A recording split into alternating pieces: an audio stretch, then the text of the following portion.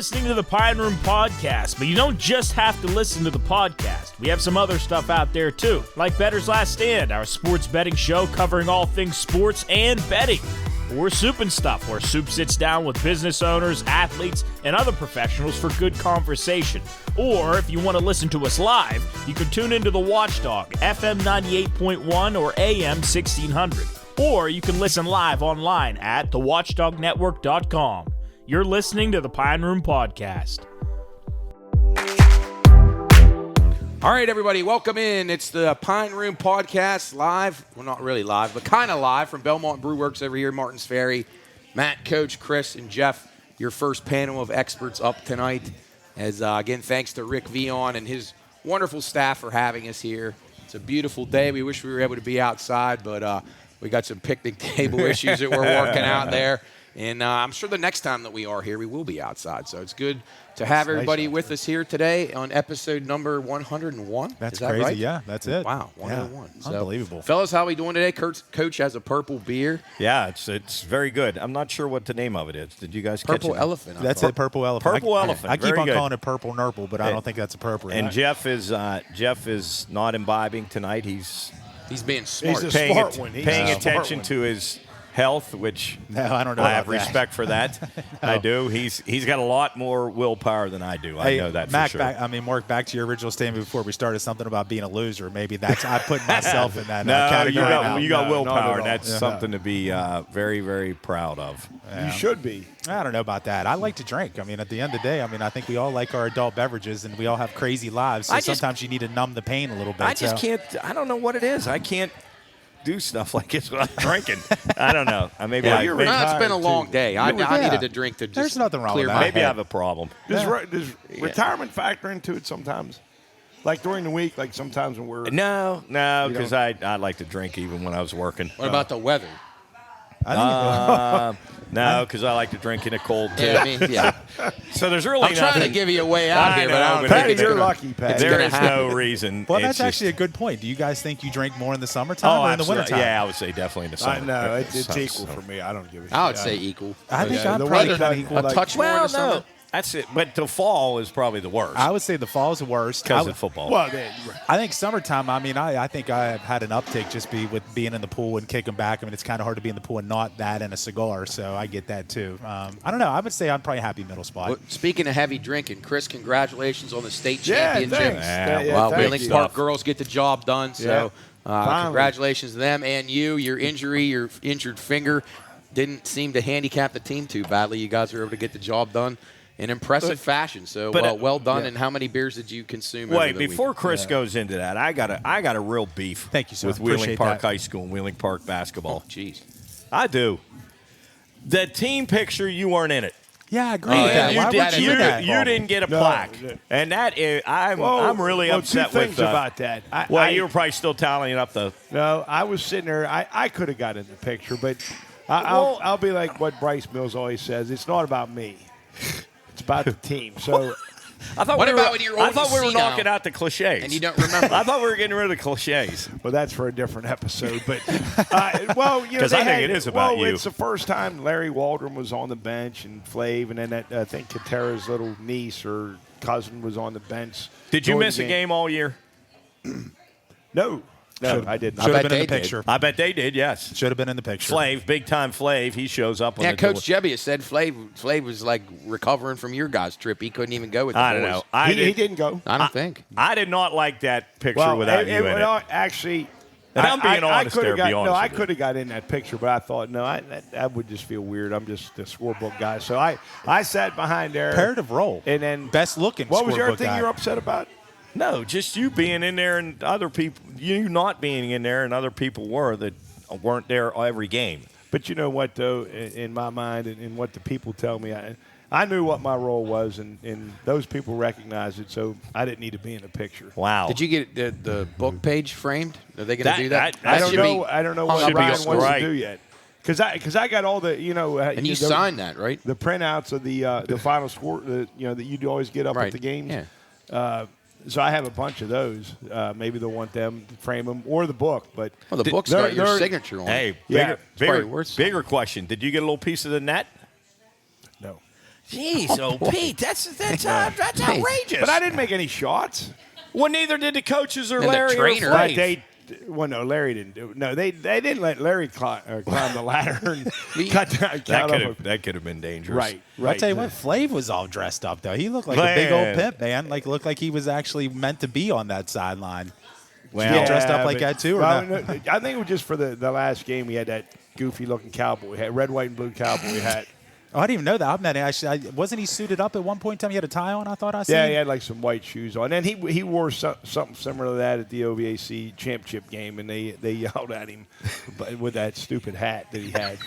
Hold on, what was the hat?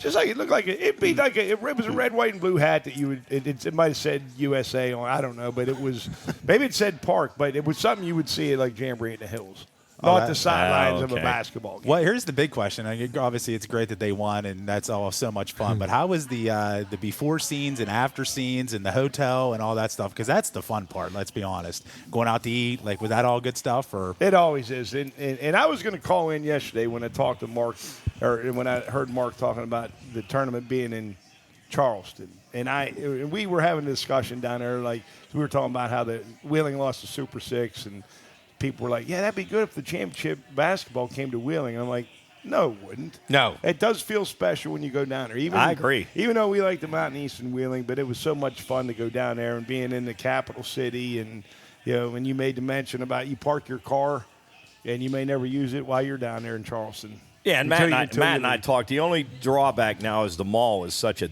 dump now. Yes. Not a dump, but it's just there's nothing there. Right. I mean, exactly. we were talking. That place was hopping back in the day. oh god, I think it was at Jubb or Jarrett. I think I was even Jubb saying about people walking through with their team jerseys, their team He remembered sweatshirts that as a on, kid. and their single A sweatshirts, and their they get up for their team. Yep. I think that was so awesome. Whereas now there's no stores. And Jeff, you been there lately? we were out down there for Park and Post one last year. But what's really crazy about that is, so all of a sudden these strip malls became a thing. Yeah. You would think, from my understanding, and tell me if I'm wrong, I've always been told that now the owners of the malls have outkicked their coverage because they keep on increasing the rent. Right. But you would think, though, with the strip malls being a big thing, that they wouldn't keep on increasing, that they want to be vibrant and bring it down a little bit. But I guess that's the way that it is, which is crazy to me. Because Steubenville Mall is a hot mess. Our mall is getting a tiny bit better. Not great.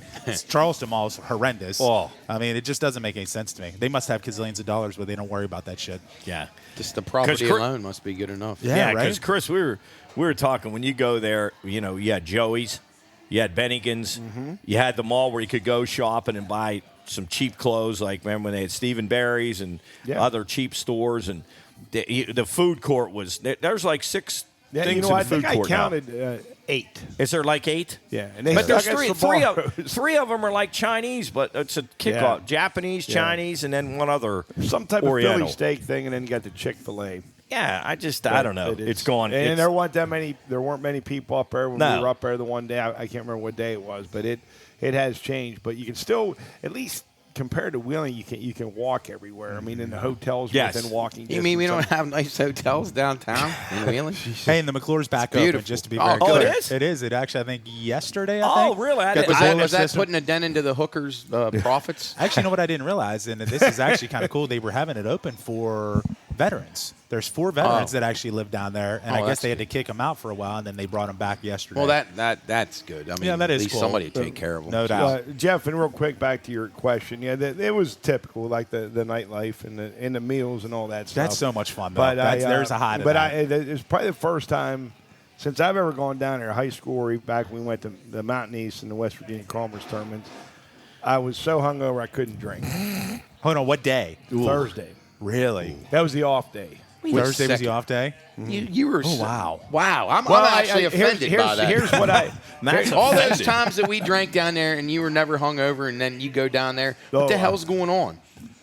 Well, Who do you blame this on? Hey, Matt, I don't know if he was never hungover. I dispute that. Wait, Just what? He muscle said I through. wasn't hungover? All the times we went, you were never hungover.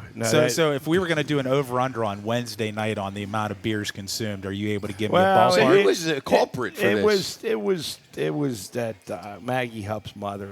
She just making these Earl Grey martinis and Oh, okay. So you were doing liquor. That changes the deal. Yeah, it a wasn't little bit. just Where was she doing that? Where was that? at the embassy. Like she was downstairs making But them? her room was there, but she had a bar up in her room, and I wasn't up there. But she'd come down with these solo cups of these Earl We Grey didn't martinis. imply I that you think were. Well, no, I mean, when I said she had a bar in her room, Oh, okay. she just brought all her. I got you. And she had no problems. That was cool that she shared, I guess. Well, no, it she'd been wasn't. talking these things up for months now. Were they good?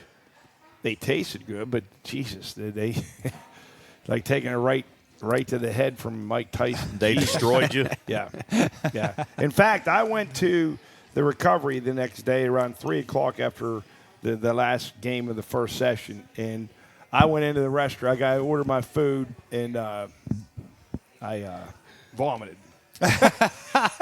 About 3 Before or o'clock. after you got your food?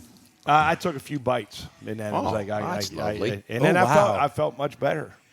Really? Wow, I tell you, Mr. Pavlik, you got it done, brother. You got it done. I'm keeping it real. No, I respect you. I mean, it's embarrassing. No, it's not. But I didn't know It's all good. those Sometimes it's martinis were going to be necessary. that strong.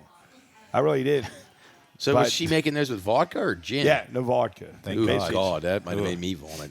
Yeah. Did you get to choose? I'd rather have had the gin. You would have chosen. I don't know if gin, she. too. Yeah, I would have. I don't know if that was an option, but I think I did have 3 beers late that night when the coaches come down for a little powwow. Oh, so you drank those all Jeez, night. so I can't believe you were able to recover in time to get you guys 2 more wins after that. That's pretty impressive, Chris. Well, it was on the off day. So Wednesday I know, night but after the it's after a lot the to put your body through. I know. Well, and you say that though, Matt, but like think about it though. When we were down there in the heyday in Charleston, I was probably in my 30s. A lot different now. You're in good shape. Yeah, you're still holding together just So fine. just clarification, you drank those all night and then did the nightcap with beers. Oof. No, mix them. Oh, wow, yeah. No wonder you threw up. Yeah, a that- little bit. No, because went to recovery and drinking, and then wherever, and then we ran into her, and there was a bunch of people at embassy because I think things run together, but we were over there having a good time, and then she came down with these solo cups, and she goes, "Here, have one," and one led to 3. Good for you, though. Hey, Timmy Mack said it was because of the PBR you were drinking. That's what made you No, sick. he guilted me into not getting them. He said he called me a pussy. Don't be drinking that shit. So I got $4 beers, but hats off to Tim. He picked up my tab, and I didn't expect him to do that. Did Timmy Mack drink every night with you guys? Well, no, maybe not every night with us, but he drank every night. So he didn't like you didn't drink every night with him. Like he wasn't no. pounding beers with you every night. The bulk of my time with him drinking was Friday after the Huntington game. Do they? That's a dumb question because I know the answer. They don't serve beer at the high school tournament. They do not. They do not. No. Which is probably good. Yeah, That- that- that- that- I'll that- tell you that what, would be absolutely seeing awful. some of those Nitro fans down there, I could only imagine. Would they be like on par with the AB fans back in the day? Oh yes, boy. Yes. I think those were the craziest fans ever. AB? Yeah. Yeah, the biggest partiers. Yeah. And they weren't troublemakers. No, they were no. nice. They were They were loud, nice. but I just remember. I drinking. remember their athletic director, the girl, the lady. Was she their athletic director, Matt? Thought it was Glenville. That's Oh no, Janet, I'm sorry, Janet, Glenville. Janet Glenville, Bailey Glenville. you're thinking about, yeah. AB, who did J.D. Long was there. J.D. Long. That was the guy we partied with. AB, boy. Do you guys think that standard will ever change where they will sell it at like a state championship that they'll sell at high school? I don't think they can. Yeah, I don't think that. Yeah, They can't risk too it. risky. I mean, they already have enough incidents without alcohol. That's true. But Well, you imagine the money they would make, though. oh god, Can you imagine? If I was a referee, I'd fear for my life. If they searched True, me. though. I mean, I'd probably be terrible and suck like all of them do, and I'd probably deserve it. But Actually, speaking of that, Luke yeah. Doyle's got games this weekend up at the Highlands for travel basketball. It's his first travel basketball assignment. And I was talking today, and he was super excited because he knows those parents are hyper-focused, Oh, yeah. and he knows there's going to be obviously some sort of interaction. Well, He's but Luke already thrives on he this loves thing. it. I- so it's Absolutely good. loves it. Yeah, I like that. Has he? What word am I looking for? shoot, what word am I looking for? Has he Dealt with some dicks? become Indoctrinated not or oblivious, but baptized now baptism. Now it's like baptism by fire. he knows what he's dealing with, and he has found a way to deal with it in his own way, which he likes, not likes, but he doesn't. He knows how to deal It's with it. maybe a little bit too much enjoyment because I think he's just ready. He's a little bit too antsy to, and I probably shouldn't be saying this because if somebody by chance listens, like he's got a hard on for somebody. But I do think like he anticipates it already. And he gets excited because he thinks it's gonna happen. He loves that. He loves that interaction. But you know what? Good for you because I think that's good. Well, There's nothing wrong with that. Think is the better approach to that? Like if you're an arrogant ref and someone's yelling at you, you just kind of like. I mean, can you kind of maybe just joke with them a little bit, or maybe to keep it light, or are they going to be assholes no matter what? So you just say. I mean, I don't know. Like I think there's no getting through to those arrogant refs. No, I do think the ones that got balance is the a little good thing. but not all of them are. No, Not all of them are arrogant. I see what Most you're of them. saying, Chris, and I sat at the scores table for, I think 12 out of the 18 games, 13 out of the 18 games, and I was thinking the same thing. How do these refs, Brian Poor, the one game, never let up the whole game on the referees, and where do you draw the line? When do you? And that's where Luke, I'd love to talk to him about it. Is where do you draw the line on? Okay, enough's enough. I'm not. Some of them don't listen to him. Some of them interact with him. Some of them walk away from him. That line where you say, "All right, I've had enough," and one more word and you're teed. Like, where does it come? Because this dude literally went the whole game bitching at the officials. He spent no time coaching and bitched at the officials the whole game. See, that doesn't really make sense to me. And as being a basketball coach, to boot at the college level, there's already issues with shortages of referees. Right. So if you truly love the game of basketball, you're hindering the game of basketball by being a dick from tip-off till close. So, Deanna, you think you'd be a little bit self-aware to go, okay, I know that I need to ride him a little bit, but to ride him from beginning to end is crazy to me. The whole game. And my thing is, and I asked, I can't remember what official was it. I said, do these coaches really think you're trying to fuck them? You're trying to screw them? I mean, that's my point. What was the answer? Or you didn't get a chance to ask? No, I asked him, and he said, well, obviously we're not. And he said, "Oh, I don't know about that. That's going. Some of them do. You think so? Oh God, yeah. Listen, they tell stories about that. Have you ever listened to or talked to people who are friends with referees, like good friends?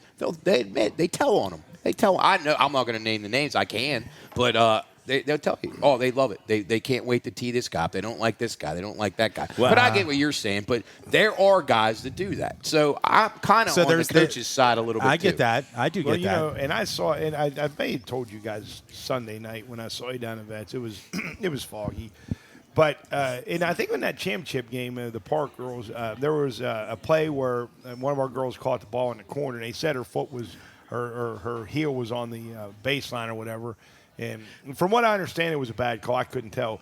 But Ryan was upset about it, and then the ref took a real attitude toward him. oh, yeah, you said that. Yeah. And he kept pointing to one of the girls. Now, you take care of that problem. One of the girls had her shirt untucked, and he said it like Ryan 3 times, and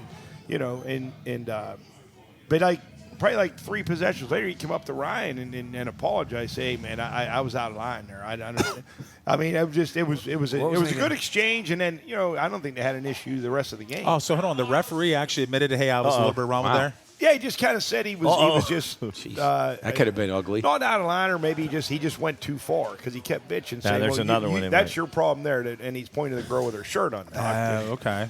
But I guess once I that can was appreciate that, though. Yeah, I can appreciate that. Yeah. So I just I was like I said, I was always wondering what you guys thought. If it's just better to be like good natured as a ref, or you just be a hard ass and the first minute someone want to be that yells at you and like I think it goes back to, like we talked about earlier, just the balance. I mean, I don't think to come out with your penis in your hand is a good way to be. Right, but I think not having a backbone and being soft isn't good either. But So I think to find that happy middle. Don't you guys think, though, that some of these guys develop a history with each other, which I would I agree. think probably doesn't do it any good. No, in and this actually, I would situation. agree with that 100%. And it is unfortunate because at the end of the day, if you're hearing through the grapevine that obviously that's dumb on the referee's part. You would think that'd be close to the cuff, man. Yeah, then they go and they spout off when they're down at TJ's or wherever they're drinking at, and they're saying, "Oh yeah, I whacked so and so last night." That to me is a total turn. That makes me hate officials more than I already do. I hope Luke does a really good job because I think he's got the demeanor to be good at it. Oh, that's what I do mean that too. Because no, I get that. He's like he knows it. Like he almost like you say he feeds off of it, but he doesn't have that like little man's disease or any of that ego stuff. So which I think he would probably end up being a favorite of a lot of coaches. I would guess. How Jeff does he want to pursue this? I tell you what, I think Potentially? that he absolutely, and obviously he's a baseball kid, but he loves to referee basketball. Really? Like when I tell you, he loves it. Has he Matter had of fact, any? he's going to try to do more basketball in the summer than he is going to do baseball. Has he had any run-ins with? I mean, coaches. I mean, I obviously he hears the chirping, but any like had to throw tee anybody up yet? Or He's had to tee one person up. I think he's had to throw two people out. Fans? Okay. Fans, really? Mm-hmm. There was actually a girl that I think it was him and another high school kid were doing a game, and a girl that they graduated high school with came down at halftime, and while they were going to their room, it was like nose to nose. The AD. Oh yeah, you told me about that. Wait a minute, the fans going nose to nose. Was that a Brook? Luke? I don't remember. I thought where you was said that? it was a Brook. It may have been. I can't remember that. And then the other one was a fan that came down that was John from the thing, and there was 2 games, back-to-back games. The first game he had no involvement in, but was chirping the whole time, and then came down after the game and was like trying to be aggressive, and they tossed him. But it's really what they do. I think their advice is they don't have you toss. You tell the AD. The AD. Yeah, goes, right. Or do they say the game isn't going to go on until he's gone? Mm-hmm. Yeah, which is good. As it should be. Then it puts the pressure on the AD to get rid of 100%. it. But, Chris, my question, or Matt, or even Jeff, would you want a referee I'm at the scorer's table, and I said, I don't know how you can referee, and they bang. They're so big. They're so physical. They're so fast. There's so much bumping and just reaching and banging. I don't know how you do it. No, I honestly don't know how do you stay consistent with the reaching and the banging, the elbowing. I don't know how you do it.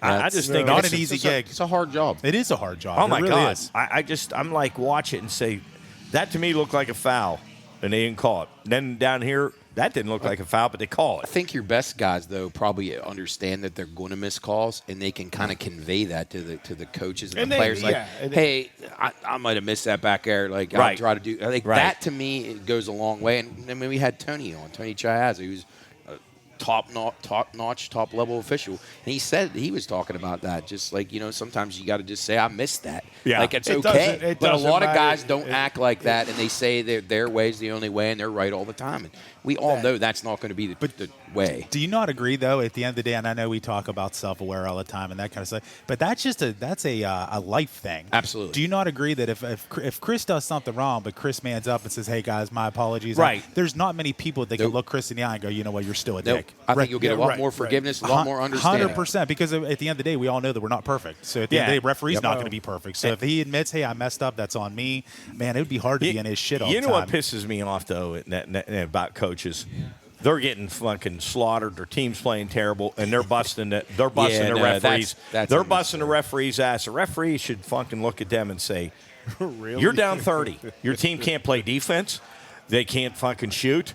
They can't run an offense, and you're going to say this is all me because I didn't call that foul." Do you think the coaches sometimes want to get thrown out because their team sucks? That's a possibility, too. And I say it's funny you say that because one of the dig games he did, we'll go back to baseball on this, literally first at bat, and the third base coach is giving all kinds of signs. Looks like we know this is going to be first at bat. Leadoff guy? Leadoff guy. Well, that to me, yeah. Looks like this is going to be a long night. Leadoff guy giving signals. All kinds of signals. Looks like what could he be doing? This is going to be a long night. This is going to be a long night. Yeah. That is classic. Unbelievable. That proves right there that like some coaches just don't belong, and he probably thinks he looks really good. Yes, he's head to toe. He's probably got the uniform rocking. Rocking the uniform at 7th and 8th grade baseball for sure. Without a doubt, looking the part is everything. It's unbelievable. And acting like he invented baseball. 100%, right? He knows it. He knows the game better than anybody else. It's just crazy to me, man. It's asinine. Well, but I think though most of those refs. I mean, you're right, Mark. It happens so fast. You can be the top ranked official in the freaking world, and you're not going to get them all right. I think you've transformed a little bit. You used to hate referees. Well, now you're sitting down there working with them all the time. You like them. Oh, there you go. Right? I hate them all. Well, those guys, except for Tony and Luke. They're the only two I like. think. Well, the guys that I know all seem to be pretty good guys. Well, Chris, off I the think court. your beef with referees is more in football. It's more in football with the constant flags that I would agree with that. you Well, never. I called your son. I called Jared today. I was watching college at Charleston. Turned it on last night, and I watched maybe 2 minutes. There was a dead ball. They had to go to the monitor. They were checking something that happened a minute and a half ago because the guy, they thought he got hit up in the neck with an elbow, and I got pissed off and turned it off. I never turned the game back on. I don't blame you. This is absolutely fucking asinine. So I don't know who initiates that. Do you know? How's that work? Because the guy, he was trying to split a double team, hit the guy. I mean, very inadvertently. I don't know what happened on the play if he lost it, but they determined that they had to go back and review that because it looked like it might have hurt him. So, and I got pissed. I called Jared today bitching about him. Like, because he was on the show, was it yesterday or Monday, bitching about the Mountain East game. He didn't even go to the championship game. It was bad. Because It was those bad. were and there were one after another. There were 4 or 5 times when the referee in the middle of the game would run by the scores table and look at the alternate referee at the table and go like this. We're going to look at that. Queued up. We're going to look at that in a little bit. Matter of fact, one game, Matt, we were talking about. They took a 3-point shot away. Several minutes later. Because he didn't beat the shot clock. Right. Did you say several minutes later? Several minutes later. Oh, no, way later. Well, how's that work? Wait, so what happened? No, there could be times when there's like Play continued for several minutes. Oh, That's dumb. No, Matt, sometimes it could be all the way to Into a the quarter or quarter, half. Yeah. quarter of the half. There was a 3-point shot in one of the women's or men's? That's a Matt? men's game, I think. Men's game where it was right on the shot clock, right whether the shot clock had gone off or not, and the guy shot it. He made it. They came by and gave it this. It was honestly, Jeff. I think honestly, it was at halftime. They came back and reviewed it. He didn't beat the shot clock. They took the 3 off the board. You know, it might have been a women's game, Coach, because it might have been the end of a quarter. I think it was because I don't think it was that long. Yeah, Maybe 3 minutes or something. Because I had the game over the total. Yes, That's and they took the 3 away. And I didn't hit all those foul shots. That's it. Then. And he didn't even get. It wasn't even a situation where it was counted as a 3, and his foot was on the line or her foot was on the line. It was a 2. It was 3-0. Yeah, right. It so was instead of getting a 3 or a 2, I got 0 out of it because it didn't beat the shot clock. They continued on several possessions back and forth. But my question is, at the end of a game, what if it ended up aside? What if the game ended? Right, and the exactly. other team won by 2, and then they took the 3 away? And agree. They don't do that shit during the can't regular believe it. season. Yeah. That's unbelievable. Why do they change the rules in a tournament game? If you call it a 3, it's a 3. If you missed it, you missed it. See, I would that's hope where the they rules give are them too different. much control. That's where that's just way too much control at that time. And they should have control. Don't get me wrong, but that's way too much control. And it's less incentive to get the damn call right to begin with. That's true Right. too. They ain't got that Right, so you fallback. can always lean back on Yep, on always. the monitor. And That's crazy, man. Wow. Well, Mark, you made a great point too, talking about those delays, how the reviews just delay the game. It takes the excitement, takes the wind out of the energy. The teams just stand there. And I think then Matt brings it up. Then they whatever they decide to go back out on the court and then next position. Well, that's called timeout. Sometimes they don't even get a possession, Chris. They call right after. It's like they shouldn't fucking have. And UC's they're getting pumped up. Their crowd's fired up. They're going to win. They're going to win the. They're going to win the championship. You know, they're going to celebrate. Lager. Same. Two freaking stoppages of play that lasted 4 or 5 minutes each and just drained the life out of the game. It just was silent. It's just, I don't know, that whole, it's gone so bad. That's what Matt and I were talking about on the radio. Never had that down in the conference tournament. There were none of that stoppage of play bullshit. It was just play, get it done, and. Well, when Jarrett and I were talking today about almost every sport has been affected now. A guy gets hurt, we have to change the rules. So, football, we can't hit too hard. Baseball, we can't slide too hard. Basketball the same way. And then hockey, they've kind of basically, without outlawing the fighting, they don't see that much, and it just all in the name of everybody being safe. With that attendance down at the Civic Center, you guys have obviously been a part of this tournament for a really long time. When it comes to attendance, is our attendance good in Wheeling, or is it relative to everywhere else? Or It wasn't as good as it could have been in the past, or it was in the past. When West Liberty plays at the wrong time slot, I think it affects it. Thank you. Yeah, Rick. 2:30 in the afternoon. That's- on that Thursday hurt. or something. That's a great question, Jeff.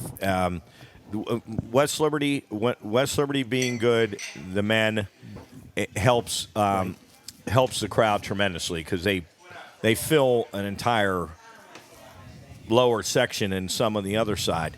Glenville used to bring huge crowds when Kim was there, and they would bring what they'd almost fill. Oh, yeah. Did fill Almost half the of a whole lower section. section. The whole Yeah, lower section. Fairmont brings a nice crowd, but like some other teams bring nobody. But if somebody made a really good point to me today, and that this tournament might be true, if West Lib isn't very good, and they would get knocked out like the women did in the first round, there'd be nobody in the building. Probably not. No. There'd be nobody in the No, building. and that was brought up way back before.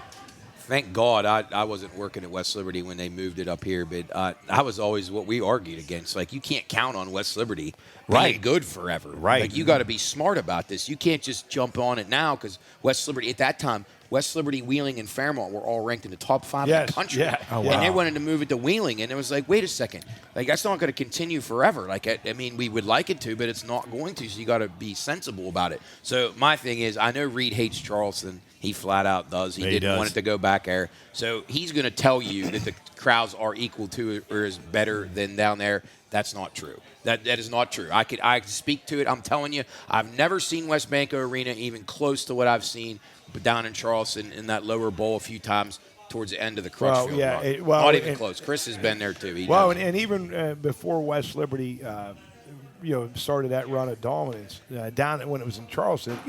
University of Charleston was usually always pretty good. West Virginia State, Alderson Broadus, they would bring good crowds. I mean, obviously State and Charleston are right there, but they would have some really good crowds and made for a great atmosphere. But I mean, did State have many fans this weekend? No. Charleston did better than I expected. UC was pretty good. Yeah, UC. They were? Yeah. Okay. And Fairmont had. And Fairmont was had solid. it. But you know what, Jeff? They live off the sponsorships that we get here. Oh, I'm sure. I heard a figure that Health Plan, the check that Health Plan wrote for the tournament, it was I hope they don't move it ever again. I like the Mountain East being here now, seeing I don't have to worry about you don't have to affiliations worry with about the school anymore like I used to. But, no, I like it here. It's perfect. It works out well for us. Coach works all the games. I make lines for the games here. I mean, it's a good setup. I'd like to see him be able to get the crowds to grow them a little bit because the product of basketball is still pretty good. I mean, although the women's league was a little down this year. What they got to do though, to draw interest. That's a great question. That would be a hard job, though. Yeah, to be that person in I don't charge really with that, know. that would be maybe tough. it gets. I don't know. It's tough too. You got teams now. You got more teams leaving. Schools shutting down. There's just not that following in the D2 basketball at all anymore. I know the health sad. plan, obviously, the health plan has big pockets, and I get that. But will there be a time where they realize, okay, this check that I'm cutting really isn't benefiting me in the long run? Nah, that's a good question because they get a lot of exposure. They do. A lot of exposure. But I wonder how they translate that into money. I don't know. It's a good question. I mean, it's no different than when we're doing the radio. We have a hard time That's a good understanding. point. You know what I mean? Yeah. But That's tough. there were some pretty significant businesses that did not sponsor this year. Dave Flatley was telling me, and I was shocked at. Is it some- because of that? Because Yeah, they don't it was- feel like their well, ROI is yeah, good? I think so. I makes think sense, not much on return for their investment. I guess I don't know, but I think they live off the sponsorship. So I don't think it'll leave Wheeling anytime soon. No. And to be honest with you, West Banco is a really Perfect arena. perfect really arena. is. Mm-hmm. Yeah, it's what's West Banco's seat? Is it 10? I too think many? 65, Yeah, it'd be- 67, yeah, something like that. Yeah. Maybe. So I don't you- know about for the basketball, though, because it's a little bit different without Yeah. floor seats. So obviously, you put 3,000 in Charleston, it looks like nobody's there. You put it in West Banco, it looks full. That's a good point. Yeah, so I think they like that aspect of it. So I'll say one thing on a positive note. I think after looking at the Mountain East, like every Naylor game that I went to had better attendance than a lot of those Mountain East games. Oh, wow. A lot of them. Yeah. So I mean, the Nailers are definitely doing something good. The early games in the Mountain East. I'm telling you, there weren't. How about Wednesday's game? There weren't 300 people there. There literally weren't. It was almost. Matt, was that the noon game that started the tournament? Yeah, the 2-2. It was bad. So and even West Lib's women. West Lib's women. Wonder why that was. No, they're such a good team. My goodness. But you know, but even like traditionally, like although all the years we went, there weren't many times when Wesleyan was good. We didn't have Frost, but like if they rise to the top and you know they have some good players. I'm at least talking about the girls' side of it. Yeah. You know, will they have a following? You know, will they bring fans? Yeah. I mean, we Frostburg don't really had a few people. It wasn't terrible. I mean, they were, they're a pretty good team, and that's really not that bad of a trip. If the weather's not bad, right? So I don't know. What do you think the whole Naylor thing, man? If you're saying that the game, why all of a sudden did they get? I mean, which is super great to find. I'm just wondering if more people are just interested in the hockey aspect because it's just more unique, and that around the area it's been here for so long, and people are, to be honest with you, and this will sound like kind of rude and conceited, but like this is not a college-educated area, and they don't have affiliations with colleges. So like we all do, but a lot of people around here, they have affiliations with their high school, and then they see this team that's a pro hockey team that they can never afford to be able to go to a Penguin game, so they got to go to a Naylor game. So and to piggyback off that. PBR is already sold out both nights. Yeah. If they bring wrestling, you can count on 5,000 people being there. Anything where this is a blue collar area. I guess that's a better way to say it, but I don't want to be better. It's called facts. Yeah, it's called facts. It is what it is. Yeah, for sure. Yeah, and at the end of the day, unfortunately, that's not improving anytime soon. So no, it's not. You don't think? It is what it is at the end of the day. Yeah. Sorry if anybody's feelings are hurt. Sorry about your luck. It is what it is. Get over it. It is what it is. The black and the whites of it. But that's good. That's actually really good to hear about the Nailers, though. That's good to see at the end of the day. They'll be back soon. All right, we're going to take a break here, Pine Room. I almost said Pine Room on the Watchdog. Pine Room Live podcast. from Belmont Brewerks. We're glad to be here. We're going to take a quick break, and you may get a different ensemble of characters after this, but we will roll on with show 101 for Belmont Brewerks. We'll be back in a moment. The Pine Room Studios is happy to present the first annual North Atlantic Beer Mile in partnership with Waterfront Hall in Wheeling, West Virginia. Join us May 4th for Waterfront Fest for a day of beer, music, and fun. From retail vendors, live band performances, pre- and race time DJs, and of course, the North Atlantic Beer Mile, brought to you by the Pine Room Studios. A challenge of gastric fortitude, endurance, and speed, this event is a mile-long foot race broken into 4 quarter miles. Before the first and after each subsequent quarter mile, competitors are tasked to drink a 10-ounce beer before continuing to the next quarter mile. In total, 4 beers, 4 quarter miles, 1 epic race. You can run, walk, solo, and relay, all at Waterfront Fest, May 4th, 2024. Okay, we're back here at Belmont Brewerks with 2 legends here. Rick Veon, the owner of Belmont Brewerks, we thank him for having us over. As always, it's a great place. It's unbelievable. We have so much fun when you come over here. And we're also joined by Josh Pyles. Hey. Haven't seen Josh for quite a while. Been a minute.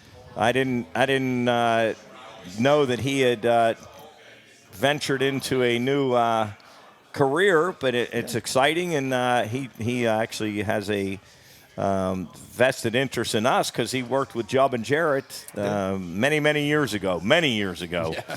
It's hard to believe it's been that many years ago that he worked with us, but now he's in a new venture, and he's the new owner of Hightower Brewing, which is really exciting. Great venture, and we welcome both of you guys onto our show, and thanks for being here. Oh yeah, thanks for having me, man. Yeah, and Rick Veon, we're like brothers now. We're like family. Like it's like cool over here. He's like, yeah. What would that make? Yeah. Well, if you guys are, what would that make me? I'll If be your your brother. stepdad. That works. That works. I don't know about all I that. like that. Yeah, put you in the will. That's Yeah, a good thing. yeah. So that folds under the questions that you don't want the answers Yeah, to. we probably I'm not. the weatherman, by the way. Yes, he's the weatherman.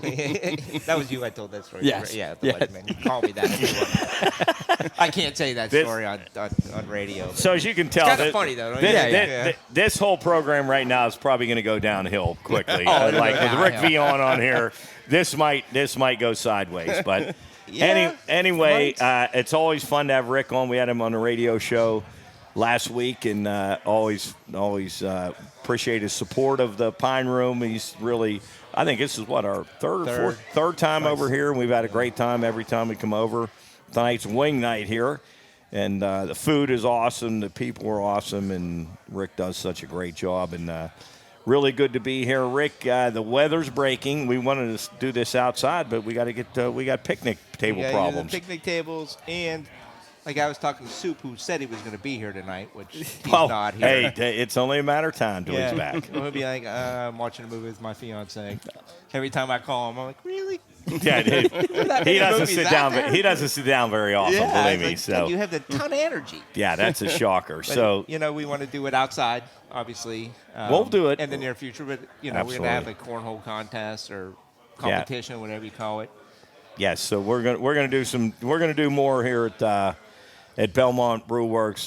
This is really a good place. But one of the reasons we're here is for my man Josh Pyles. Yeah. 10 years, and we're gonna get into a little history of his training and what he's done, and now his new venture was really exciting. So talk a little bit about. Let's talk a little bit, Josh, about what inspired you to go from working out every day, which I'm sure you still do. Yeah, You look a like a little Greek bit. god. About yesterday. I saw him the other day. You look like a Greek god. To now taking over a brewing company, and I know you're with your mind, it goes a million miles an hour, and the things you're going to do it. Talk a little bit about what inspired this. Yeah, I mean, honestly, I can go down a couple of paths of why I really got into, obviously, the beer industry. Obviously, I'm a fitness guy, but I still enjoy a good beer. Oh. You know? Fitness and beer go together. Yeah, exactly. That's how Jeez. I work Hey, out. I mean, the Arnold Boy, you Encyclopedia. got big biceps from Exactly. 12-ounce curls. Oh, these are 16. Yeah, so. 16, you get a I little was in heavier. the gym in 1987. All right, so talk. Yeah, so I mean, obviously Arnold was a big keg drinker, you know what I mean? So I kind of learned from the best. But no, what really got me in it, there was a couple of things. One, what really intrigued me, and I'm just going to hit a little bit of a soft point, was COVID. You know, I was in the fitness industry. We were one of the first people to shut down. A guy with a brain like me, I kind of can't settle down for 90 days without doing something, right? Right. So Definitely. I started watching people that stayed in business and people that were doing well in business. And I have a family. And I looked at him like, okay, this can never happen again. If I'm going to continue to stay in fitness, I got to start diversifying the way our family makes money. And I started looking at alcohol, tobacco, storage industries, rental revenues. And here I am now. I'm in storage. I am in tobacco sales. I have my own cigar company with Tyler Harto doing a phenomenal job. And then now here I am in the brewing company.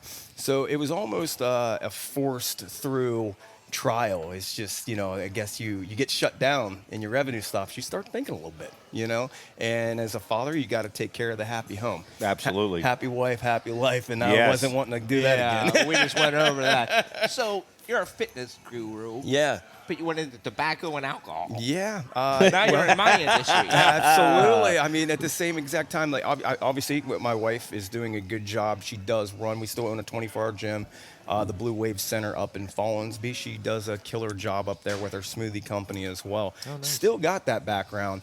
Just, Dad's venturing out to do some things. And I feel like it was easy for me to sell fitness, obviously. I've never sold fitness. I trained you as well. Mm-hmm. If you want to get better, you want to take that thing, you want to be the best that you can be, I don't sell you anything. Either come do the time and put it in with me. Absolutely. Or don't. I'm not selling you anything, right?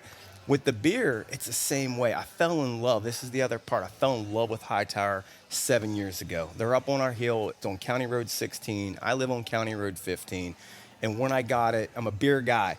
and I couldn't find a beer I didn't like. So it's now that I'm coming into this ownership, it's so easy for me to sell it is because I actually drink it and enjoy it. Yes. So it's like talking about fitness. It just rolls off the tongue, makes it super easy. Right, and it's something that I can tell you have a passion for. So Yeah. I can, and so Hightower, you took over a business that's pretty firm in the ground. Yeah.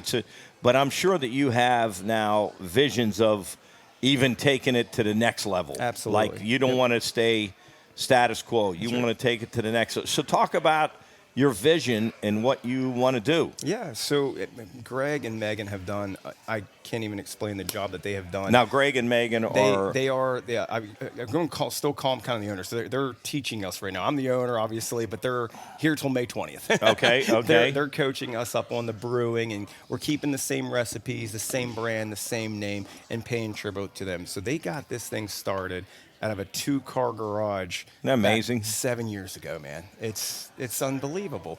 They have fast forwarded this 7 years later. The roots are in the ground. The brand is here. Everybody knows it. Phenomenal beer. Now I've got a hold of it, and you know me. Oh, yeah. You're going to go. So, and, I don't know if it's mixed with ambition and idiocracy. I have no clue yet. I don't know what I'm doing, but I'm going to figure it out, right? And you say regional, you mean national. Yeah, 'Cause the way your brain thinks, you're not going to be regional. No, I would have never got into this if I just wanted to stay in the Ohio Valley. Number one, I wanted to first get into this before I thought I was going to own it and take it to Florida. When you have this pink lemonade today, or you have a pineapple upside down, I'm anxious. Let's pour it open. Oh my goodness, because I'm out of beer, so I'm ready to go. Where's our server? Well, Josh, we were talking before. You said you're going to get into West Virginia here soon, right? Yeah. So obviously, that is our key victory. They're so close. We got a couple things in little loopholes and red tape, obviously, with the alcohol industry. I got to jump through, but having it. I mean, honestly, we're staring at a West Virginia hill as we look out these windows. I've got to get it over to the Wheeling, into West Banco, whatever it takes. So what are let's tell them again what toast it's called. I don't have Pink Lemonade. Pink Lemonade. It's a sour beer. It's a sour beer. I believe it's sitting at a 4%. Oh my! Very good. Oh my! Very You very want to good. sit on the beach with that bad boy. You do. don't you? Oh, You do. my That's a goodness. perfect beach beer. And this one Are you sneaks up kidding on me? you. That reminds me of the old Natter days. They used to make Yeah, those that's natural right. light Yep, strawberry okay. lemonades. That is That's how you grow really your company, good. break glasses. That's right. I'm going to break everything around here. Oh my goodness! Yeah. So, Are all these on here? The pink lemonade? no, so I brought a coffee stout. We just got that back on tap now. Oh my goodness! That is a double hop, double IPA, Into the Storm, fantastic IPA, and as well as our Hilltop Haze. That's a very well-known beer up around Jesus. through here as well. Is this 10? That's a 10. Oh boy, That's a 10. that might put you on your ass. Wow! Josh, do you have a favorite beer that Oh, you've? man. I guess. Tell them the truth. too. Yeah, so obviously me they're over there. all good, but I'm a sour IPA guy. I like a good strong sour kick right at the back end. It still lets me know, I'm still drinking a beer. It's not that seltzer. We do have seltzers, and they have their own classification of its own. But I like that sour IPA. Our anniversary, we got some 10% double, triple IPA sours coming out, and they're gonna be bangers. What's the difference between a single and a double IPA? It just depends on how you hop it. You know what I mean? How where you're moving the hops at, and where they're coming in at, and how they dry hop. You could do a double dry hop. There's a process to it. And you're asking questions. I'm just not learning. You only get to the 20th. I've been turned loose before. Well, I'm going to be gone on the 20th. Good luck. That's right. Yeah, so no, Greg's doing a great job. It's a lot of this is like you just got to get into it and you just move it. And then you grow your green thumb as you go. Greg, or wanna try this one Rick, next? hand me down that pink. You want to try this one next? Yeah, but look, give me another shot of that. There you Give me go. another This shot of that. is like, Jarrett. You could, Jarrett. You could eat this up, couldn't you, Jarrett? Yeah, that lemonade is something serious. I would love to sit on the beach drinking that. Wow. And be on a Is this a big seller? Yeah, oh, absolutely. It's when we get the Through My Lens classes, they don't last long. We go, and that's why you'll see a lot of variety from us because we're constantly trying to change up our Dave. sours. We got green apple sour coming out tomorrow. Got pineapple upside down cake right now. We got fruit punch candy coming out. I can smell that when I open the 100%. can. Let me stop you there for a second. Are these geez, I got a whiff of that just coming around. Now, let me ask you this: what are these beers already on a Hightower menu, or is this something you've come up with? No, this was. This is all their This their is still beers. them, absolutely. Now, and I'm interested to hear this because we have a beer that was made by Big Timber, in out of Elkins, West Virginia, which is the biggest brewery in West Virginia, and we're really proud of it. Yeah, they're great. They're phenomenal. So where does Hightower reach? What is your what is your proximity of where you distribute beer? So right now, obviously, he's done distro before and has been up in through Columbus into Cleveland. And he created a great route on his own. They tried to go a little bit in the distro route, going through a distributor. I'm not going to say too much, but they didn't represent the name as well as we know it can be. So, but we just got back into it, and we are now again back in Cleveland, headed out to Columbus. We are in Athens right now in the college, and in Shadyside. We're in Shadyside. We're here at Brewerks. You can go get the pineapple upside down. So, speaking of which, I don't mean to interrupt, but because people ask me all the time, I have one of his beers on my tab. Yeah. And I'm a brewery. Which What beer I have do the you have? pineapple upside down cake. Which I need to try still. It tastes try that. just like that. And people come up to me, he's like, "Aren't you guys in competition?" I said, "No." I said, to be perfectly honest, if I can make $5 off of his beer, I'm taking it. Absolutely. That's Care right. how I Exactly. make the $5. That's right. Well, That's let me right. ask you this: while you're saying his beer, how did you two guys hook up or meet or whatever? It's a mutual friend, Mark. Mark kind of connected the dots, I think. Is it Mark? I believe so. Mark who? I just drank a 10% thing. I'm like buzzed a little up already. Mark, I think Mark who? Yeah, Joseph. Mark Joseph. Oh, Mark. Mark called me. Yeah. Wait, Mark Joseph from Wheeling? Mark Joseph? Yeah. Same one. He's like Same one he's everybody blood for knows. us, man. Really? Huge Hightower supporter. So he does Really? great. Yeah, he Mark's a called great me. guy. I'm seeing at the He is. casino betting all the time. Absolutely. Big He's a gambler. shark. Yeah. Yeah. All I right. forgot. Yeah, So Josh, let's talk again. So these are all the beers that have already been there. Correct. Yes. So and you talked about your distribution and what do you see as your hurdle?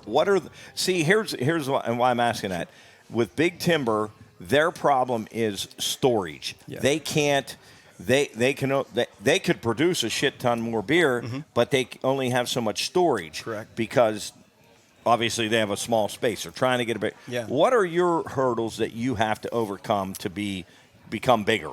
At the very beginning, obviously we don't have a problem with storage. We're on 45 acres. Okay. So a good problem would be for us to build onto our building. Right now we have 5,000 square feet, 7 fermenters, and we're looking to get 2 more. So we can house that already with almost 9 or 10 fermenters. And then we have the space to build on. That's a great problem that I actually want to get to, right? The biggest hurdles at the beginning, obviously, is because I'm going the self-distro route. I think there's a lot of merit in representing your own company at the beginning, right? So I want to be the people that talk to our customers.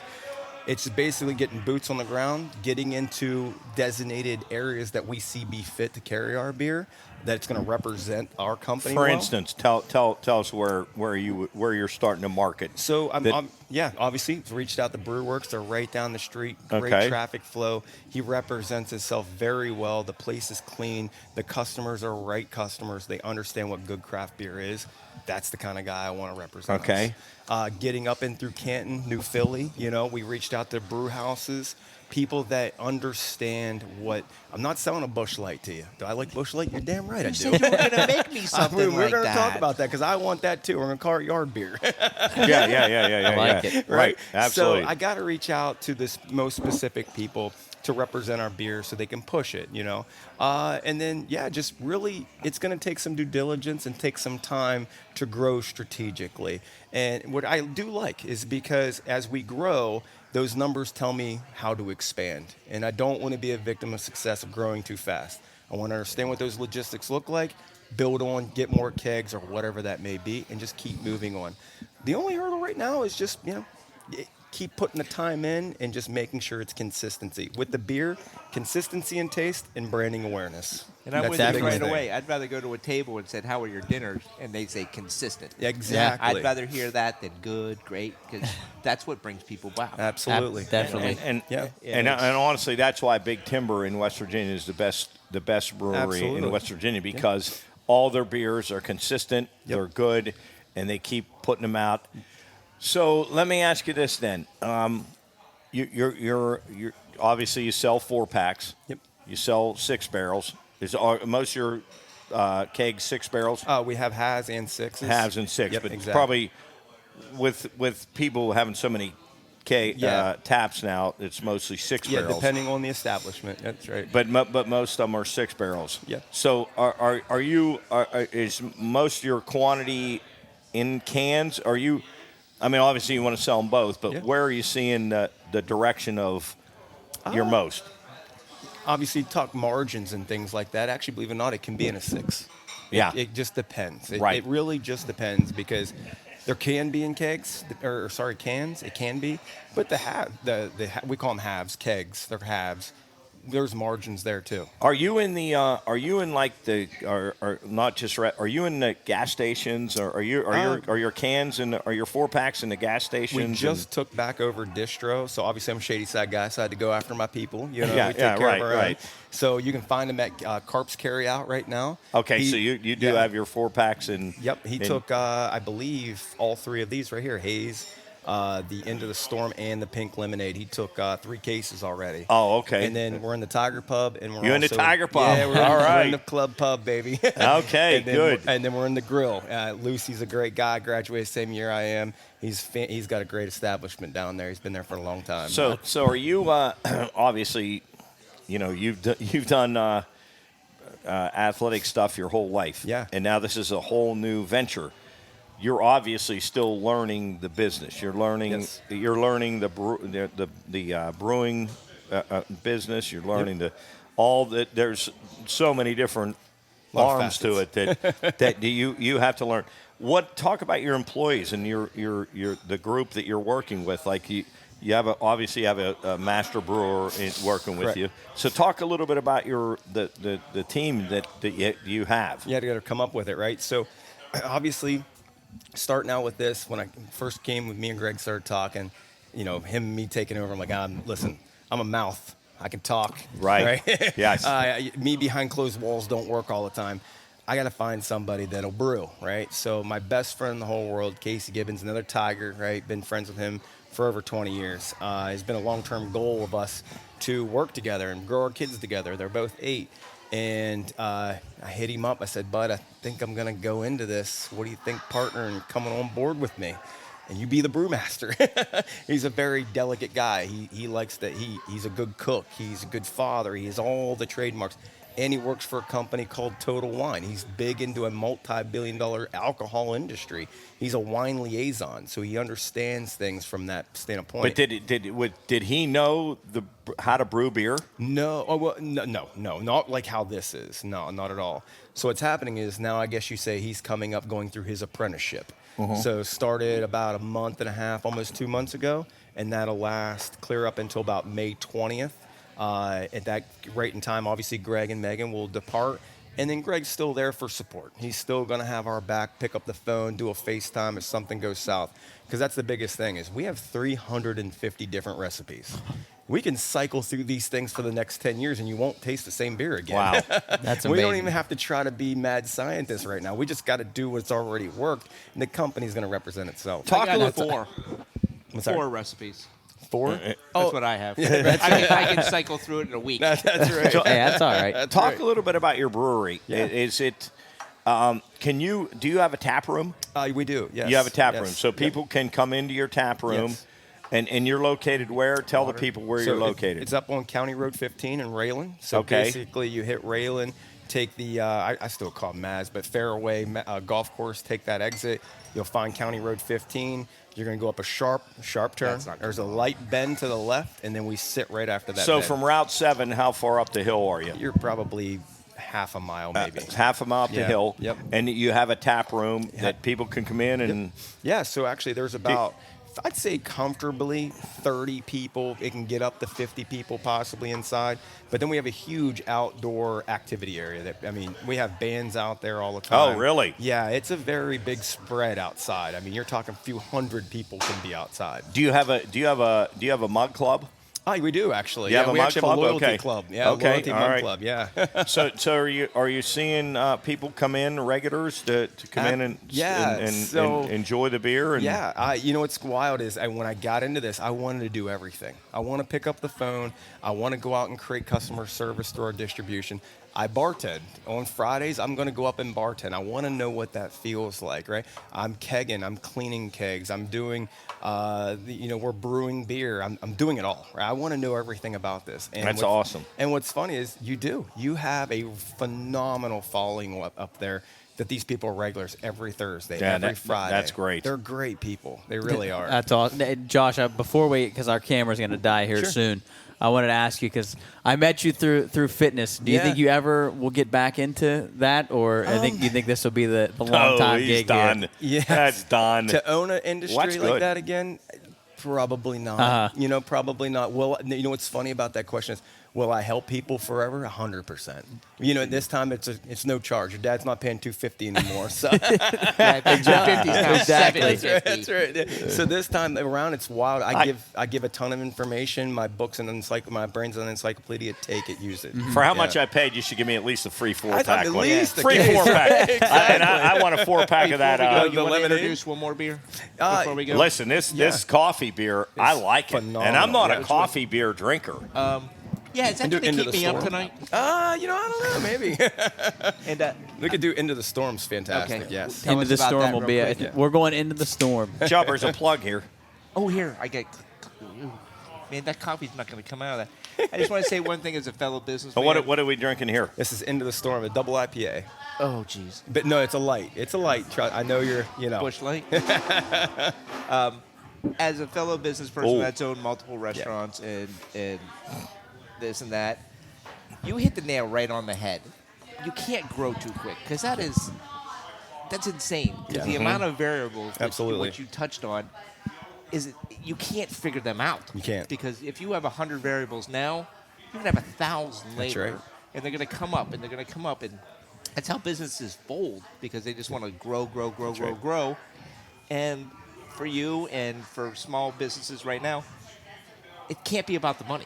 It can't. Because if you start thinking about money and the future of money, and you don't figure out how to grow the money, because it's understanding money is how you get wealthy. Exactly. That's right. There's a billboard on I-70 that says that. Exactly. That's right. Oh, is that where I saw that? Damn, I thought I made that. It's a great quote. Thank you, Jared said he liked this. You like Yeah, it? No, sure. that's good. I like Smooth that. IPA, I isn't really it? like Yeah, that. It's phenomenal. That's good. That doesn't taste like coffee to you still? No. I'd mix it. I like the. I'm like a Yeah, he can hurricane mix Mike. it. I'm a hurricane Mike. Listen, I think we're running out of life here We'll on stay this. out, yeah. But Rick, thank you for Perfect. having us.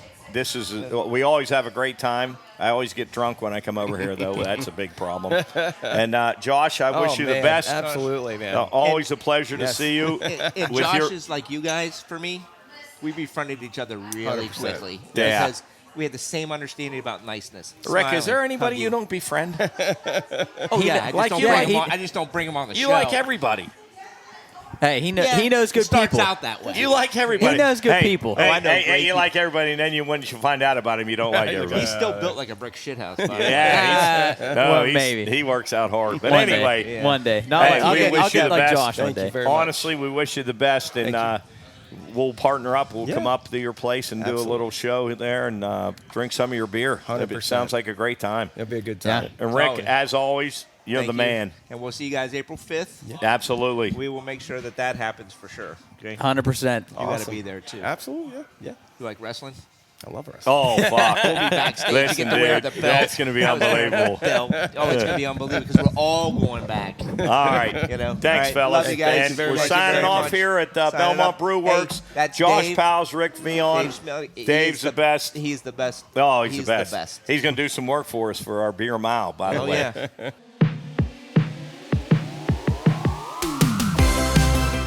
I might have an IQ of a boiled egg, but I like listening to the Pine Room Podcast. You are listening now to the Pine Room Podcast.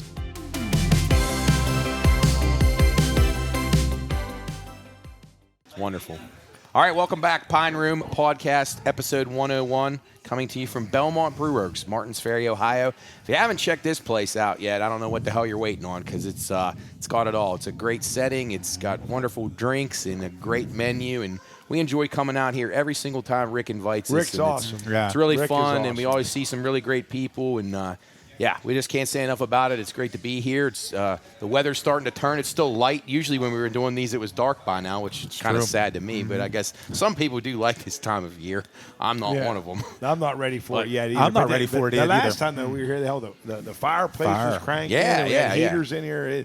It's Nice ambiance. Yes. I agree It with is. that. Beautiful setting, but as always, they're decorated. They got the Easter season decorations up here.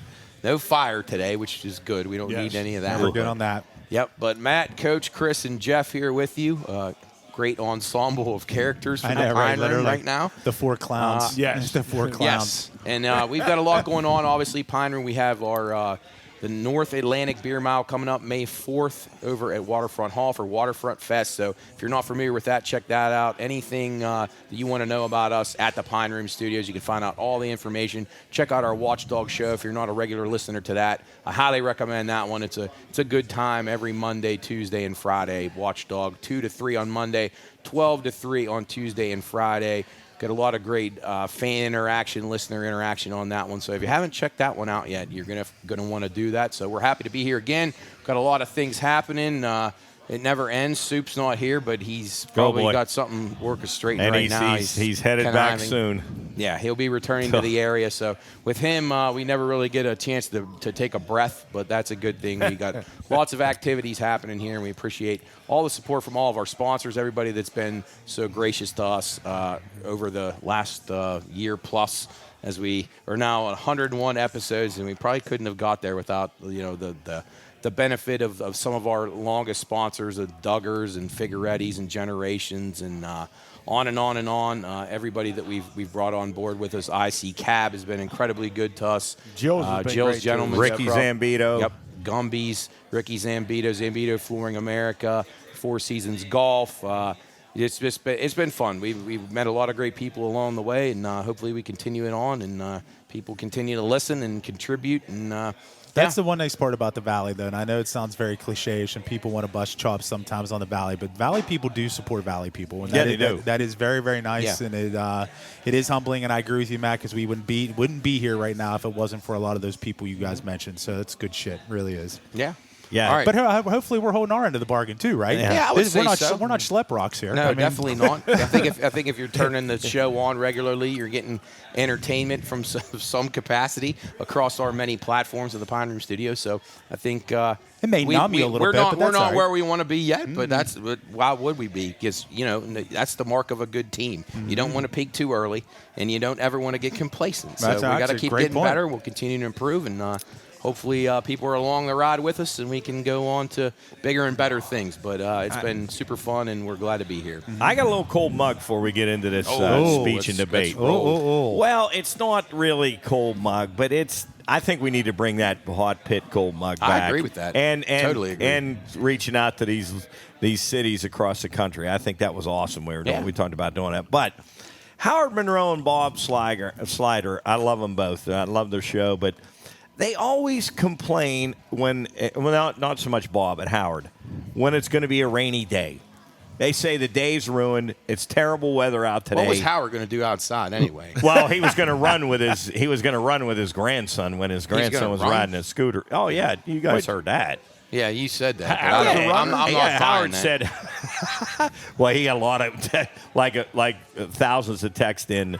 He said he was running with his grandson when he was scootering. But anyway, scootering. They always say it's going to be a bad day when it's going to rain. I love Do you that. guys agree with that? No, hell no. I have a bounce in my step in the morning when Thank the you, Jared. pollen count is down, which is good. I don't even just- have bad allergies, but the rain, something about the air is better when it rains. I just think there's something. Now, don't get me wrong. It's a beautiful day out. The sky's blue.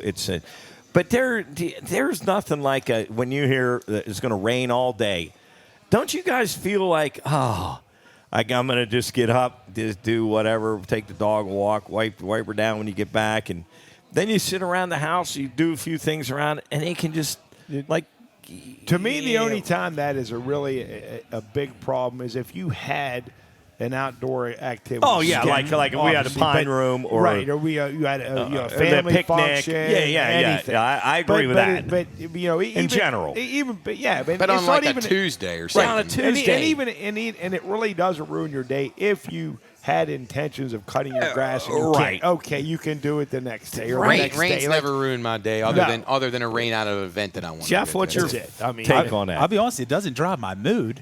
I mean, I think that's dumb, right? I mean, fuck, are you kidding me? Like, why would that fucking drive my mood? Right? I'm in the reverse. I get the better mood. I like it when that makes I hear no that. sense, and I agree. There's nothing like we're all busy people, so when you're forced to nestle in.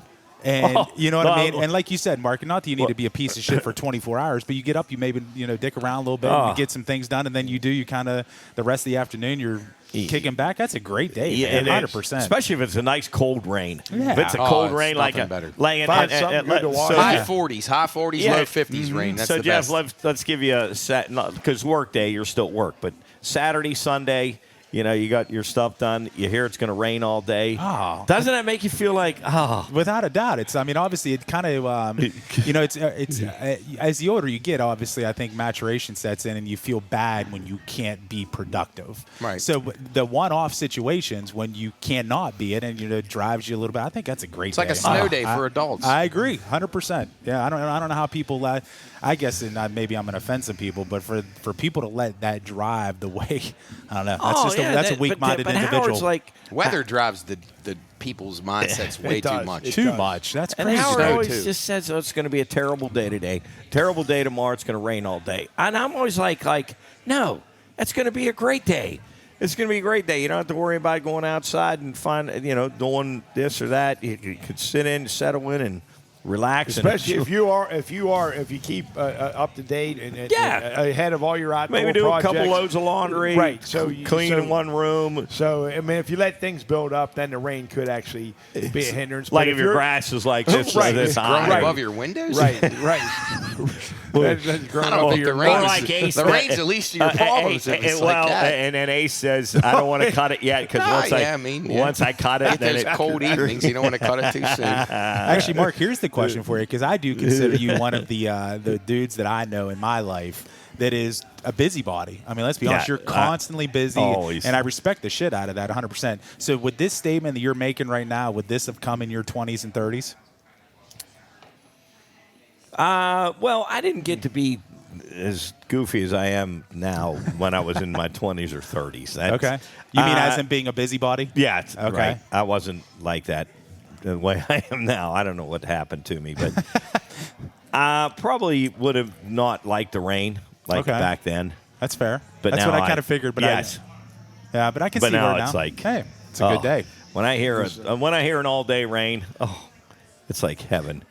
It's like really, really good. But are you guys under the mindset, though, at the end of the day, I guess, and this is very cliche, is that obviously any day above ground, I mean, at the end of the day, is a great day, right? I know that's very cliche-ish, but it's true. Except like for Matt and Jubb. I wouldn't go that Except for Matt and Jubb when it's 95 and the humidity's like ridiculous. Chris, you hate that too. Well, no, I don't like that at all. Yeah. But here's the cool part about the bereavement is you're either in a house with AC or the fact of the matter you're in a pool cooling off. But I agree, I'm not just out there just to sit out there and eat dinner in 95 like that. I'm not doing that.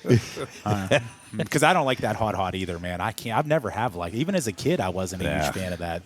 No. And Jarrett could just sit out there and just bake. It just I don't get it. Here's what I will tell you: if my ass is gonna sweat just sitting there, that's not what I'm looking to do. That's not good for anyone. No, not at all. If my ass starts sweating and I'm not doing a goddamn thing, that's just not good. That's just not good. So anyway, let's get into it. Yeah, we want to. So let's preface what happened here. So, on our Monday show, we this is on the Pine Room on the Watchdog. We talked about the Wheeling Park debate team winning the is it the state championship? Yeah, 44 straight years. And Job had some question marks about that. I had some question marks, and then we continued to debate into Tuesday. Coach got some feedback. So, Coach, bring the listeners up to date on what's going on. Here. First of all, Wheeling Park's had a monster run here over the last week. They won the state basketball championship, women or girls, which Chris was part of, which was really cool. When's the last time they won? 99. Yeah. So 1999, first time they won. Yeah, right. That was a really good team, Glosser too. was on that Yeah, team. Shea Glosser. They won in 98-99. Well, I just want to spend just a couple minutes on that team. That was Katera, Shea Glosser, Tony Matkovich. Yeah. Shoot, there was another. Brooke one of the Kozar. Gompers. Brooke Kozar. Yes. One of the Gompers. I don't think. One is the one. Gompers may have been No. Duffin. Duffin. I'm Megan sorry, Duffin. not Yeah, Gompers. no, Lauren Gompers would have been the Duffin. oldest. She didn't. She wasn't there yet. Duffin. Yeah, Megan Duffin. Emily Yes. Duffin or Megan? Megan. Duffin? Megan. But and let me get your opinion on this, Chris. You've seen them both. How would that team fare against the 99? Honestly, Mark, I just remember seeing highlights. Well, they'd have. Katera. I mean, I think she's this gonna be a year's team. problem. I think, Well, yeah, right. Katera's going to be a would have been a problem. big problem. I went for to school with a lot of those girls. It's a different game. The girls now are so much smaller than they were back then. Yeah. Like all those, like Shea Glosser was like a guard, and she was like 5'10". Yeah, and Tony I Matkovich know. was like 5'9", and Katera was incredible. Megan Duffin was a post player. Like they had a lot of size and everything it's else. Funny you say it, because when I got Alexis Bordas to join you guys on the radio, I walked outside with her. I was walking side by side with her. I'm like, not that it just hit me, like, man, this girl, she's small. She's tiny. Yeah, she is small. Yeah. I mean, and you're right, Matt. Those girls were bigger. That's the biggest difference in my mind. And Katera was strong too. I mean, she was. I'm but with I you. don't really. You know that team, the 99. I don't. I don't think know. this team. I think this team this year would have had problems with that team. Yeah, I think you guys probably shoot the ball better from the outside because it was more of an emphasis then. But like post play was so much more, part of the game. It back meant then. something. Yeah, it definitely so meant something. it's just a different game. But Both the teams are coolest great. thing, I would say, somebody they put it on Twitter or whatever after they won. It said, "Party like it's 1999." Yeah. Like to like the 99 team, which I thought that was pretty cool. I'd like to get some guys that really know both teams to get their take on who would. And you can always it's all speculation, but I just think, as you said, they'd have their hands full with Katera. I think that would be the I best think player. everybody in the state would have had Oh, trouble. my gosh. she was, yeah. So I don't know, but anyway. Yeah. So anyway, they won the state. They won the state title. What am I missing? Somebody else won. Oh, the robotics team. They won the state robotics championship. team. Right. Which is going to be really important down the Chubb road. was on the robotics team, I Those are think, going to make wasn't up he? our referees and our umpires and all the other things that we don't have to yell at anymore. Right. So anyway, and then the speech team wins their 44th consecutive state champ. Jubb's over there shaking his head. Jubb don't like this So conversation. the 44th state consecutive state title. I'm not sure there's any team, organization, sport has won 44 of anything. That's what I mean. Anything. Like we use the term tiddlywinks, not even tiddlywinks. No. Right, Jeff. Right. And I know Jeff was part of a state championship tiddlywinks. 100% I was. That was back in first grade, though. Yeah. It's all good. Who all was on your team? You know what? Millet Fadul. I figured it was Millet. Yeah, he was a captain. We were a two-time champion. Millet was a captain. Right. Boy, he could tiddly. He could. I tell you what. He could tiddly. Tesors could wink. It's unbelievable. It was unbelievable. So anyway, the argument, not argument, but the point that these guys made, Matt and Jubb especially, made, well, more Jubb actually than anybody. No team should win 44 straight. It's impossible. No matter. So my thing was that maybe they're just that good. Maybe they're just good enough to win 44 straight. Just they practice a lot. They're good. These guys said there's absolutely no way. Could you do anything 44 straight times the same? No, like I it's know. No, I agree because they can't have that many good players. You couldn't cut your grass 44 straight times perfectly. You couldn't draw a circle on a piece of paper 44 straight times perfectly. I mean, there's nothing you could do. So the point was that there's a couple options, and I got a text from performance enhancement from a guy that has been around a little bit. So we were getting hate mail on the air about this. Well, I got a call, too, the next morning from an anonymous listener that he said they work hard, they're dedicated. No one questioned that. They're very good, and that's why they win. A lot of people are very good. Right. So, and other schools work hard. Well, so I got a text from a good guy, good friend, listener. I heard several years ago through a good source that in the first 30 years that Park was the only school that had kids participate. So the first 30 years that Park had, it's the only school that had kids participate in each category. Wait, so they competed against each other, and that's it? Well, they but they had to get the points only. So get the points. Inter squad scrimmage. So for 30 years they were getting points in whatever the categories are. Well, if that's the case, they didn't even have to travel to Charleston. They could have fucking stayed up on the hill and went against each other and all right, prevented continue on, Coach, because I'm not liking what I'm hearing here. The other schools didn't have enough kids to compete in those categories, and for that reason, Park would always win because they had a chance at every point in every category. However, in the last 10 to 15 years, there are schools that compete in every category.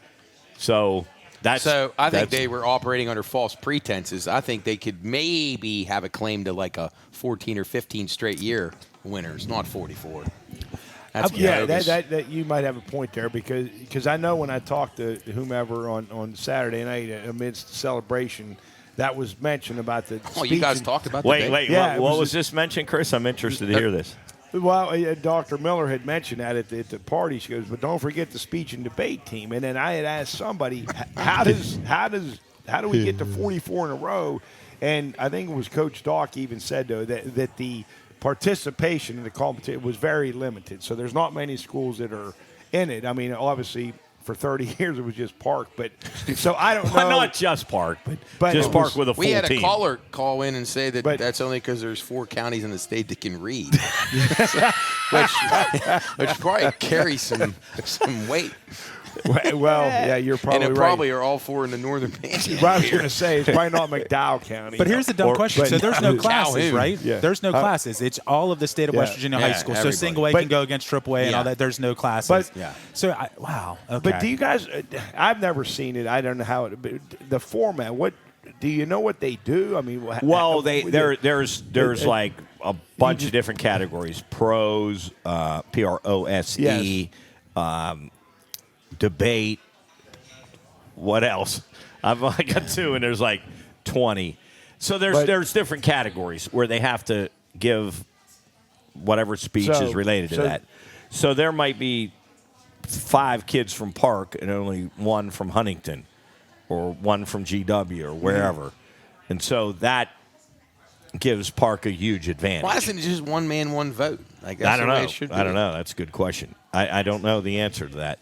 Well, I don't. 44 is 44. It's like this. I mean, we are the champions. But here's the next question, though. What happens in year 45 when they don't win? Can you imagine being that group of people? That's the big. Like you may be suspension bridge, may be back. That teacher or coach is going to get fired. That team that doesn't win. There's no way. That team that doesn't win is going to have major issues. Oh, issues. Yeah. Big time They're going to issues. have counselors at school. Right. Everything. There'll be counselors. There'll be death threats. I mean, don't you think the preface of this, obviously, and at the end of the day, and obviously I probably wasn't smart enough in high school to do all that shit, but at the end of the day, those are your future leaders of America, quote unquote. Where are they, though? That was my question the other day. And I get that, but like I would imagine that's your people that are wanting to go into law, I mean, all different types of things like that, but that's wild to me. It really is. I thought we'd have a mayor or a...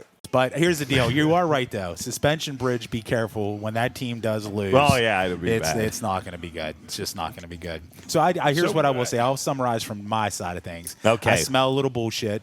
And not that you want to take anything away from a group of kids, because I think it's pretty cool. And at the end of the day, if that's what they're hanging their hats on, I think that's awesome too. But at the end of the day, I think if I was part of those teams recently, I think I'd probably have a hard time like looking people in the eye and going, calming down on the 44 in a row, right? Just a little bit, right? Just a little bit, yeah. So are we? Chubb, you're just shaking your head. It's all What do you fake mean news. fake? No. He Fake thinks- news. Chubb thinks this could perhaps be all staged from the beginning. Well, So I is Park paying somebody? Is that what I you're think thinking? you got something against Bill Cornforth. Well, I was I don't listening know to what. the show when you were discussing this, and Chubb had made mention of like a lot of the voters or the judges were from High County and Willing Park. Wait a second. So you're telling me the fix was in? Didn't you mention Well, that? yeah, he did say that. Yeah. I don't know where he got that information. That's it. That was Get I on think there, Chubb. I think we need a congressional investigation. No, I think that I'm almost certain that one of the judges or somebody of significance is from Wheeling Park that's on the voting committee. I'm almost certain. You don't think they could be? Wait. Well, that's like a guy that graduated Park being a referee. Like if Luke refereed a Park Right. game, That doesn't that's mean he's a okay. cheater. Yeah. In Doesn't most mean he's a cases, I cheater. would say it was okay. Your question is his integrity. Yeah, well, integrity, the whole thing's a fraud. The whole thing, 44 years is impossible. It is. So even, my point is, if for 30 years they couldn't fill the roster of other schools, and then after that 30 years they finally started filling it out, Park might have 40 kids in a category, and another school might have one. So it's not like they filled it out and we're on equal playing They ground. might get to 100 wins. Yeah. Who's the second powerhouse is my next I heard question. Huntington. Great question. I heard who are- Huntington. whose asses we whipping? Huntington. Big. Bigger That's than big. us. It's big as Yeah, us. big. Big. Yeah, I right mean, point, bigger. huh? 4A. Well, bigger population, Listen, I we guess, just yeah. take them on. But Bill Cornforth said, bring anybody on. We'll kick your ass. Chris, I compare this to like when the Canadians invented hockey, and then there was originally only 6 teams, and then these teams trying to claim they won the Stanley Cup so many times. Yeah. Come on, you beat 6 teams. Come No, on. you're exactly Give it right. a Yeah, rest. Montreal and Toronto had like a billion. I mean, I respect your teams. You were the best team at that time, but you beat 6 teams. Well, yeah, and case in point, Or 5, so, really. So now the league had expanded. Now it's up to 32 teams, and Toronto hasn't still won hasn't since won since then. 1967. So- And Montreal's won once, yeah, probably. so that's a good comparison. But I mean, was Mr. Cornforth? He's the real deal, though. He's a right? great guy. I He's a don't- great I don't coach. know him. No, I think he does He's a great great job. coach. I don't question Has it. he He's- been a coach his whole 44 years? Yeah, but no, not now. might be done He now. retired Okay. like 2 years ago. But he was a badass. I know that those kids were He demands. incredibly well prepared. There's no Oh, doubt about absolutely. that. And there's really, I don't question that they might not have won 44 straight, but I just got to question the competition. Like something's not. It's not. Everybody. I mean, the Lakers, the Celtics, all these dynasties, the Patriots, couldn't be the like one Bulls. They've upset. all lost. I mean, like come in on. 1981, or Somebody just hit a could've shot at the Huntington's- buzzer. Right, Somebody right. did a debate at the buzzer to Right. beat Park. A debate at the buzzer. That's even better. And I love the sports analogies too. God, Well, we got debate to team. dumb it down for people. This 'cause is true. For myself included.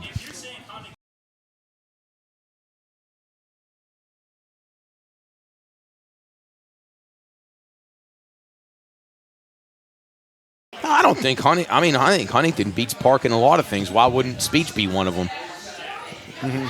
Oh yeah, for sure. It's what Bill phony? Cornforth's a great coach. The girls go out, the basketball girls go out, they shoot hoops, they score, they win, they prove You're themselves. going to get an upset.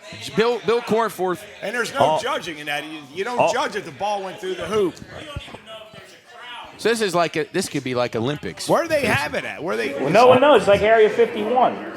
Yeah, Bill- Roswell. All Bill Cornforth cares about is the next team we play. Has anybody He seen doesn't a look video? ahead. Is there any video of this? I think we're going to go. No, listen, we're covering this next year. Did you hear that? Oh, boy. Jubb wants in. He thinks there's money He wants involved. a forensic accountant. to But get that's what I involved. was going to He ask. thinks So what there's is the grease in the- conspiracy theory? grease in though? the pockets. What's Yeah. the conspiracy theory though? Somebody from Park is involved. If they've been the only one in for 30 years, somebody like before. Jubb's saying Park invented the contest. They invented the rules, and they're manipulating the rules for their own Oh gain. wow! Okay. Here's a fact for you: Wheeling Park was founded in 1967. The tournament is 44 years old. It's only 5 years younger than the founding of the school. 67. I thought that it was 76. 76. Yeah, you get 76. Close enough. No, Well, close only enough. 9 years. 10 years, 9 years. Yeah. 11. All right, flip-flop it, 1976. We may be the illiterates. God, we're making fun of people. We can't even do math up here. Holy shit. Nah, in the ballpark. The tournament's 44 years old. It's only 5 years younger than when the school was founded. So I think what Matt said, somebody founded the tournament in Wheeling Park, and they have the inside for the whole.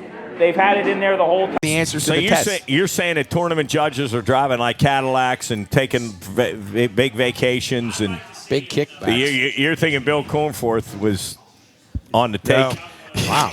Cool. It's like Wow. blue You know what? chips. And now Cornforth's on the take. I know. So here's the next. believe it. And Dr. Meraki passed away earlier last year, so I mean, I don't know if he had any. I mean, he So you're saying the secrets died with Cornforth's a him. great guy. Yes.